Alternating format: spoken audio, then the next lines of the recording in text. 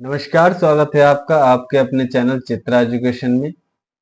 और जैसे कि हमारी एनसीईआरटी हिस्ट्री क्लास 7 चल रही है, उसका आज 5वां अध्याय 5वां चैप्टर हम लेकर आए हैं। आज का चैप्टर काफी इंटरेस्टिंग और महत्वपूर्ण होने वाला है। अगर आप चैनल पर नए हो तो चैनल को सब्सक्राइब करें, वीडियो को लाइक करें और ज़्यादा से ज़्यादा शेयर करें। तो चलते हैं आज के चैप्टर 5, जनजाति, खानाबदोश और एक जगह बसे हुए समुदाय। अलबत्ता दूसरे तरह के समाज भी उस समय मौजूद थे। उपमहाद्वीप के कई समाज ब्राह्मणों द्वारा सुझाए गए सामाजिक नियमों और कर्म कांडों को नहीं मानते थे और ना ही वो कई असमान वर्गों में विभाजित थे। अक्सर ऐसे समाजों को जनजाति कहा जाता है। जनजाति किसे कहा जाता है? दूसरे तरह के समाज भी उस समय मौजूद थे। उपमहाद्वीप के कई समाज ब्राह्मणों द्वारा सुझाए गए सामाजिक नियमों और कर्म कांडों को नहीं मानते थे और न ही वे कई असमान वर्गों में विभाजित थे। अक्सर ऐसे समाजों को जनजाति कहा जाता है।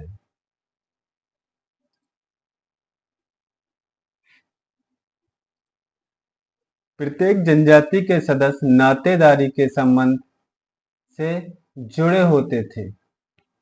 कई जनजातियां खेती के लिए अपना जीविकोपार्जन करती थीं। कुछ दूसरी जनजातियों के लोग शिकारी, संग्रहक या पशुपालक थे।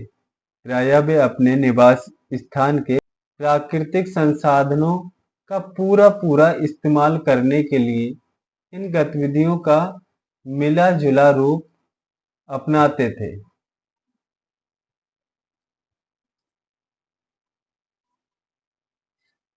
कुछ जनजातियां खानाबदोश थीं और वो एक जगह से दूसरी जगह घूमती रहती थीं।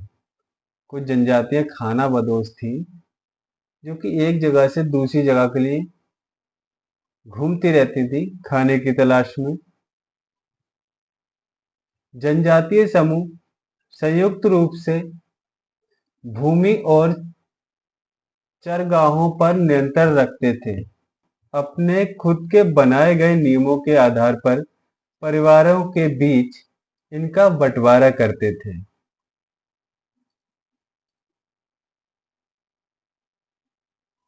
समकालीन इतिहासकारों और मुसाफिरों ने जनजातियों के बारे में बहुत कम जानकारी दी है। कुछ अपवादों को छोड़ दें तो जनजातीय लोग भी लिखित दस्तावेज नहीं रखते थे। इनका कोई लिखित दस्तावेज नहीं रखते थे, लेकिन समृद्ध रीति रिवाजों और वाचिक या मौखिक परंपराओं के का वे संरक्षण करते थे। ये परंपराएं हर नई पीढ़ी को विरासत में मिलती थी। आज के इतिहासकार जनजातियों का इतिहास लिखने के लिए वांछित परंपराओं के इस्तेमाल करने लगे।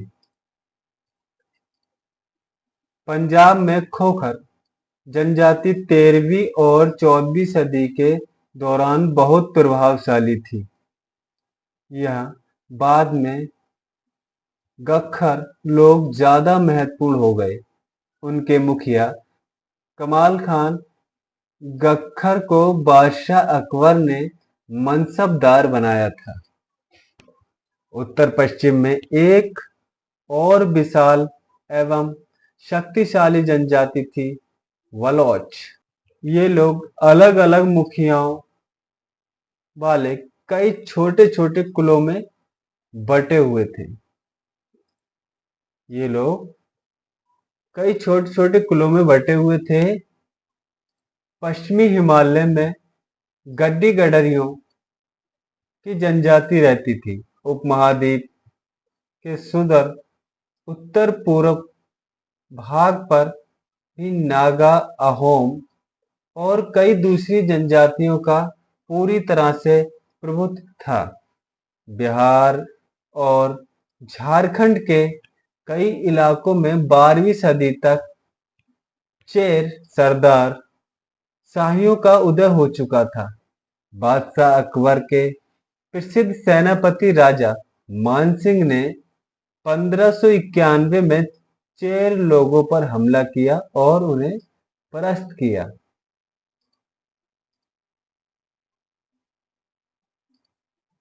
उन्हें लूटकर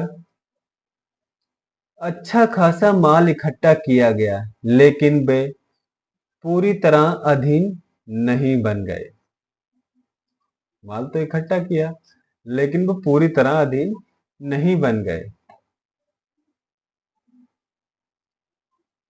औरंगजेब के समय में मुगल सेनाओं ने चेर लोगों के कई किलों पर कब्जा किया और इस जनजाति को अपना अधीनस्थ बना लिया। इस क्षेत्र में रहने वाली महत्वपूर्ण जनजातियों में मुंडा संताल थे, यद्यपि ये उड़ीसा और बंगाल में भी रहते थे। कर्नाटका और महाराष्ट्र की पहाड़ियां, कोली, वेराद तथा कई दूसरी जनजातियों के निवास स्थान थे।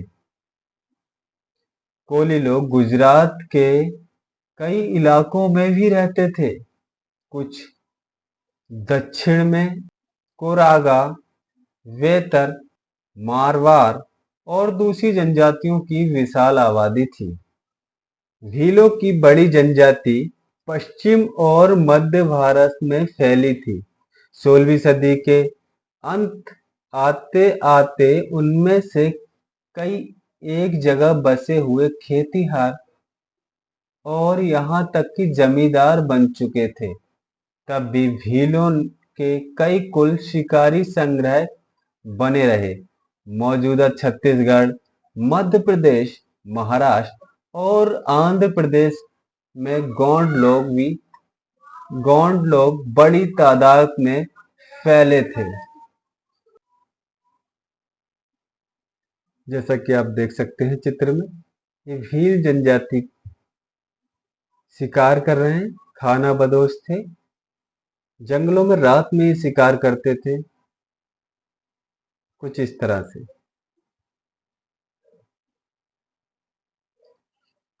खाना बदोश और घुमंतु लोग कैसे रहते थे? खाना बदोश चरवाहे अपने जानवरों के साथ दूर दूर तक घूमते थे। उनका जीवन दूध और अन्य पशुचरी उत्पादनों पर निर्भर था। वे खेतिहर गृहस्थों से अनाज, कपड़े, बर्तन और ऐसी ही चीजों के लिए ऊन, घी इत्यादि का विनिमय भी करते थे। कुछ खाना बदोश अपने जानवरों पर सामानों की ढुलाई का काम भी करते थे। एक जगह से दूसरी जगह आते जाते वे सामानों की खरीद फरोख्त करते थे। जैसा कि आप इस चित्र में देख रहे हैं, घुमंतु व्यापारियों की श्रृंखलाएं भारत को बाहरी दुनिया से जोड़ती थी। ये मेवा इकट्ठा करके उसे ऊंटों पर लादा जा रहा है। मध्य एशिया के व्यापारी ऐसी वस्तुएं भारत में लाते थे और वंजारे एवं अन्य व्यापारी उन्हें स्थानीय बाजारों तक पहुंचाते थे। नई जातियां और श्रेणियां। गौंड लोग गोंडवाना नामक विशाल बान प्रदेश में रहते थे। वे स्थानीय कृषि अर्थात जगह बदल बदल कर खेती करते थे। विशाल गौंड जनजाति कई छोटे छोटे कुलों में भी बटी हुई थी। प्रत्येक कुल का अपना राजा या राय होता था। जिस समय दिल्ली के सुल्तानों की ताकत घट रही थी, उसी समय कुछ बड़े गौंड राज्य छोटे गौंड सरदारों पर हावी होने लगे थे। अकबर के शासनकाल के एक इतिहास अकबरनामा में उल्लेखित है कि गढ़कटांगा के गौंड राज्य में 70,000 गांव थे। अहोम अहोम लोग मौजूदा म्यांमार से आकर 13वीं सदी में ब्रह्मपुत्र घाटी में आ बसे। उन्होंने भूइयां मीन्स भूस्वामी लोगों की पुरानी राजनीतिक व्यवस्था का दमन करके नए राज्यों की स्थापना की। अहोमों अहोमों ने एक बड़ा राज्य बनाया और इसके लिए 1530 के दशक में ही इतने वर्षों पहले अग्न्य अस्त्रों का इस्तेमाल किया। 1660 तक आते आते वे उच्च स्तरीय बारूद और तोपों का निर्माण करने में सक्षम हो गए थे। ये लोग अग्न्य अस्त्रों के साथ साथ 1660 आते आते इन्होंने बारूद और तोपों का निर्माण करना शुरू कर दिया था। लेकिन अहोम लोगों को दक्षिण पश्चिम से कई आक्रमणों का सामना करना पड़ा। 1662 में मीर जुमला के नेतृत्व में मुगलों ने अहोम राज्य पर हमला किया। बहादुरी से सामना करने के बावजूद अहोम लोगों की पराजय हुई, लेकिन उस क्षेत्र पर मुगलों का प्रत्यक्ष नियंत्रण ज्यादा समय तक बना नहीं रह सका। अहोम राज वेगार पर निर्भर था। राज्य के लिए जिन लोगों से जबरन काम लिया जाता था वे पाइक कहलाते थे। अहोम राज्य में एक जनगणना की गई। प्रत्येक गांव को अपनी बारी आने पर निश्चित संख्या में पाइक भेजने होते थे। इसके लिए जनगणना के बाद सघन आबादी वाले इलाकों में से कम आबादी वाले इलाकों में लोगों को स्थानांतरित किया गया था। इस प्रकार अहोम कुल टूट गए।